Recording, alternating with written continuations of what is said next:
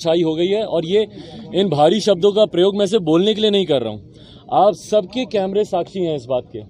आप ही वो हैं लोकतंत्र का भैया, आप लोग चौथा स्तंभ है और आप ही लोग हैं जिन्होंने निरंतरता में बिहार में बढ़ते हुए अपराध को लेकर अपनी खबरों को बेबाकी से मजबूती से रखा है।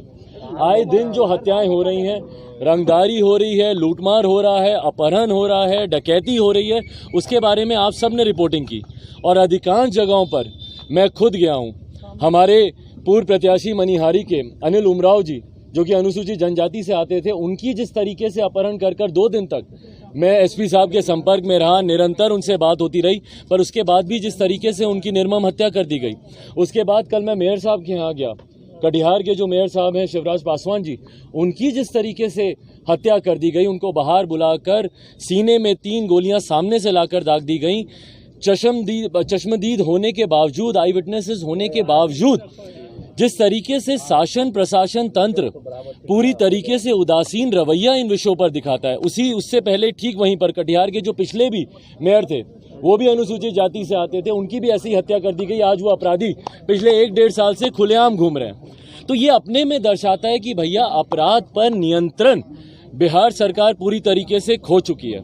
और इसीलिए हम लोगों ने बिहार के जो मुख्यमंत्री हैं वो हमारे प्रदेश के गृह मंत्री भी हैं, गृह विभाग की जिम्मेदारी उन्हीं की है। बिहार में लॉ एंड ऑर्डर सुचारू रूप से चले, ये जिम्मेदारी हमारे मुख्यमंत्री की है। पर उनके रहते हुए अगर बिहार में इस तरीके से आपराधिक घटनाएं बढ़ती जा रही हैं, और खास तौर पर चिंता की बात इसलिए है कि ऐसे लोगों को टारगेट किया जा रहा है जो कि अनुसूचित जाति जनजाति से आते हैं, जो अपने क्षेत्र में अपने समाज में पॉपुलर हो रहे हैं, जो प्रदेश में राष्ट्रीय स्तर पर हो, प्रदेश के स्तर पर हो या अपने क्षेत्रीय स्तर पर हो, उनकी लोकप्रियता बढ़ती जा रही है। ऐसे लोगों को ये लोग टारगेट कर रहे हैं।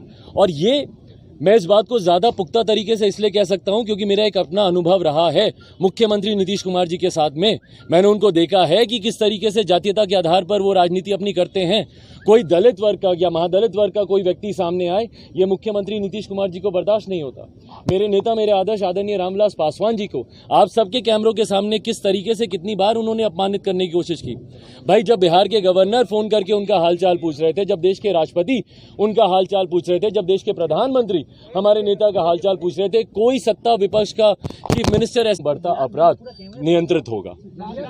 लालू यादव ने आपको आज नेता माना है, दिल्ली में उन्होंने कहा है कि चिराग पासवान ही नेता है, लीडर है। भाई, अगर मेरे अभिभावक अगर मुझे नेता मानते हैं तो मेरे लिए इससे बड़े गर्व की और क्या बात हो सकती है। मेरे पिताजी, मेरे नेता आदरणीय रामविलास पासवान जी के सहयोगी रहे हैं, साथी रहे हैं। दोनों की मित्रता अच्छी रही है एक लंबे समय तक।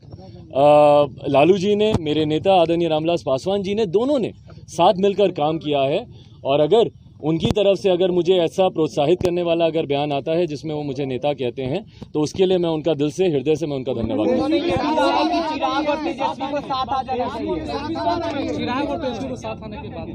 मैं उनकी भावना का सम्मान करता हूं। और आज की तारीख में जिस तरीके से मैं अपनी एक आशीर्वाद यात्रा पर निकला हुआ हूं, मैंने बार बार इस बात को कहा है कि मेरी प्राथमिकता आज की तारीख में आशीर्वाद यात्रा है। तो मेरा पूरा ध्यान अभी केंद्रित मेरी इस आशीर्वाद यात्रा पर है।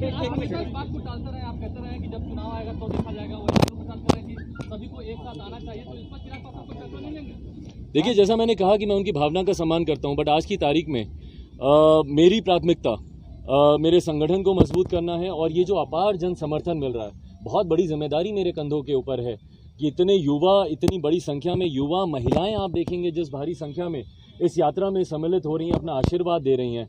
तो पहले उनकी बेहतरी के लिए, आने वाला समय उनके लिए बेहतर हो, मेरे युवाओं साथियों का पलायन रुके।